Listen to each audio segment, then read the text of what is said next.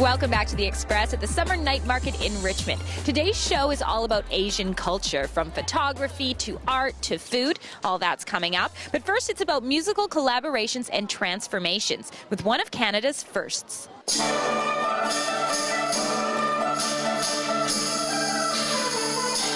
I imagine fields and flowing valleys and mountains and birds, all types of nature images. Every time Bruce Hensel plays this traditional Chinese symphony, he's transported to an ancient land of natural beauty.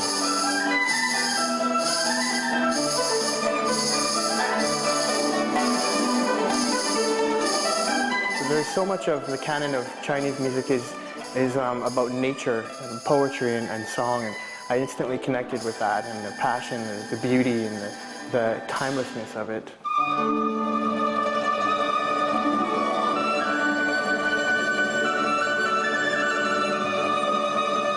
Formed in 1989, the Chinese Music Ensemble is the oldest one of its kind in Metro Vancouver, playing folk music from various regions of China.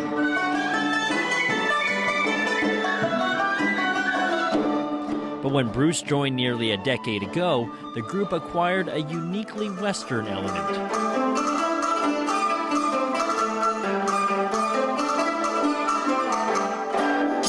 For this group, it allows me a certain creativity, and a freedom too within the style to add my personality, to add what I can as a performer. He brings his own style, Canadian style. We bring the Chinese traditional style. When we play together, we are influenced each other. So we try to get and to create the brand new style of music. The instruments, however, are not Western. At the forefront is this Chinese zither, which dates back 2,000 years. It adds a dreamlike character to the music.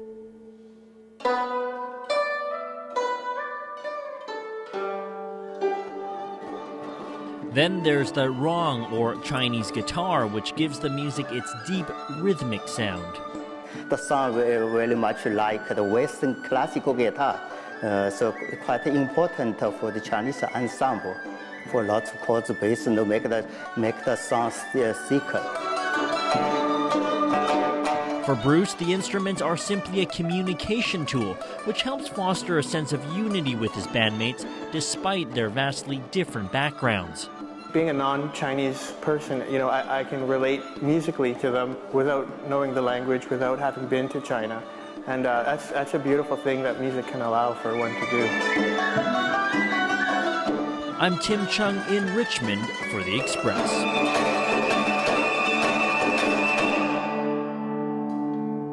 You can go to vancouverchinesemusic.ca to find out where they're performing next and to learn more about their music. Up next on The Express, it's all about the art of photography. There's a photographer in Chinatown who uses traditional Chinese clothing in her photo shoots. So we're finding out who's striking a pose and why.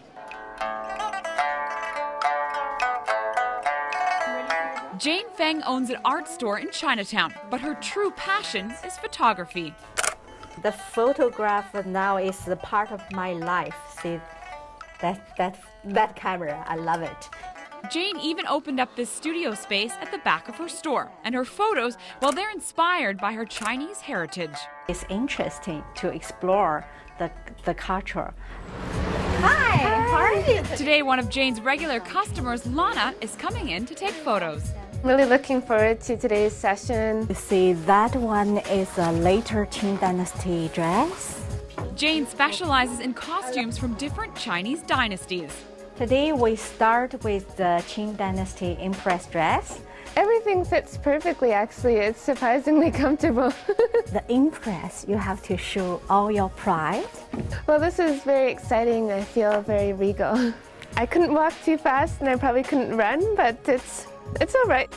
But my mom's Chinese and I think that she will love these photos. Jane has a huge stash of costumes. People like to take a photo of this because there's a very colorful. A big part of what you do is these very extravagant hats. I'm going to put mine on. What can you tell me about this one? That's Chinese Qing Dynasty Empress dress. Actually, it's very good on you. Really? Looks so good. I look like an empress? I'm a little princess. Oh, this is a princess hat. Yeah. And how many hats do you have here? Each dynasty I have a different hat. But you can also mix it up. Jane has modern dresses and she loves to shoot outside. And it's also a bit more free as moving around outside. It's a lot of fun to have two such diverse shoots. You don't have to have a Chinese background to do these pictures. Jane says most of her customers are tourists who will put them on Facebook. The Facebook is kind of showing all your experience and share with your friend. And as for Lana, she got some great photos and she's getting a lesson in Chinese culture by finishing off her shoot with a cup of tea. Part of cultural exploration, so people could drink a tea. I just love working with Jane. Her photos always turn out so beautifully. I'm Bianca Saltrebecki in Vancouver for The Express. Not like water, right? We need a bottle. Jane also does body painting. She paints the Chinese flowers and designs and then does the photo shoot. You're watching The Express, and we have more local stories coming up. We got delicious food over here, guys.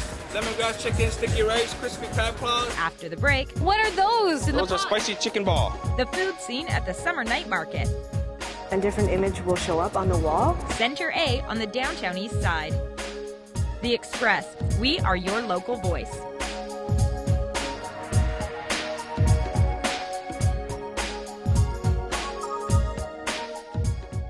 Community programming on Shaw has been generously sponsored in part by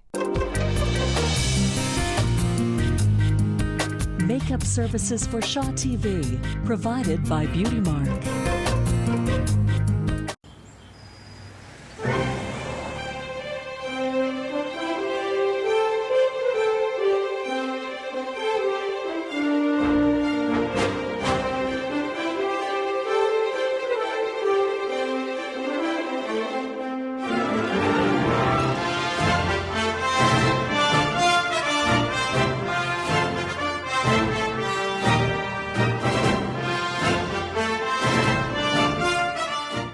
Community programming on Shaw has been generously sponsored in part by Hairstyling and color services for Shaw TV, provided by The Lounge Hair Studio, loungehairstudio.com.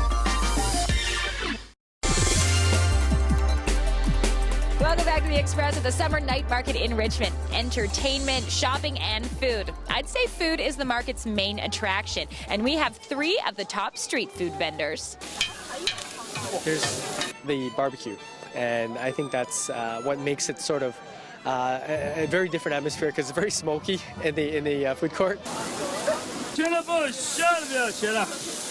booth is Xinjiang Man Barbecue. My English is lamb skewer, beef skewer, chicken skewer, prawn skewers. Okay, let me try. Lamb skewer, beef skewer, chicken skewer, prawn skewers. Yeah! 不要钱的不香的不要钱的。 What does that mean in English? If no spicy, no delicious, no charge. Oh, that's a good sell then. So you stand by this then. Is it super spicy? I'm super spicy and medium spices. Yeah, all from my hometowns. I've been practicing lamb skewer, beef skewer, chicken skewer, prawn skewer. Medium spicy. It's very crowded, and I think people like that elbow to elbow feel. And then seeing them cooking this there, live, it's just something that you have to be there to feel it. We got delicious food over here, guys. Lemongrass chicken, sticky rice, crispy crab claws. Vietnamese delicious. It's like Vietnamese abundant. There's so much. Yes, the famous crispy crab claws. Why are they famous? Because they're nice and crispy and they're fresh. What are those? Those are spicy chicken ball. It's spicy soup. We have vegetable noodles and seafood, shrimp toast. This is shrimp toast. Very good, fresh, deep fried, nice and crunchy. Fresh and deep fried, did you just say? Yeah, and it's spring roll. We have spring roll over here too. People come down, they get to taste food from around the world, all here at the market. Oh goodness! My very first bubble tea.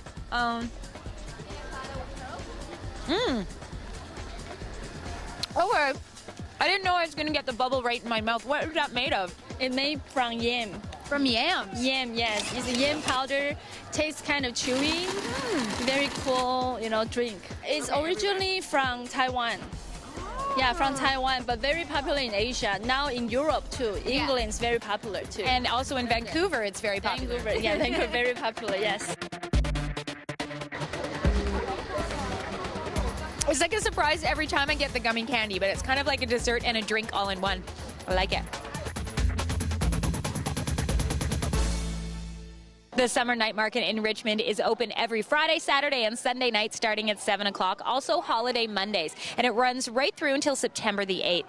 Now we're heading to Vancouver's downtown east side for our next feature. We're going to learn a little bit about the contemporary Asian art scene and find out how it's helping the community tap into their inner artists. The Vancouver Centre for Contemporary Asian Art is located in a 100-year-old building that used to be a train station. But today, Centre A, as it's called, is all about modern. Wow, it's a beautiful building. Yeah, look at those arch walls. The train used to come in from there. I think the essential thing about contemporary art is that it will make you to look at artworks in a completely different way and also look at many different subject matters.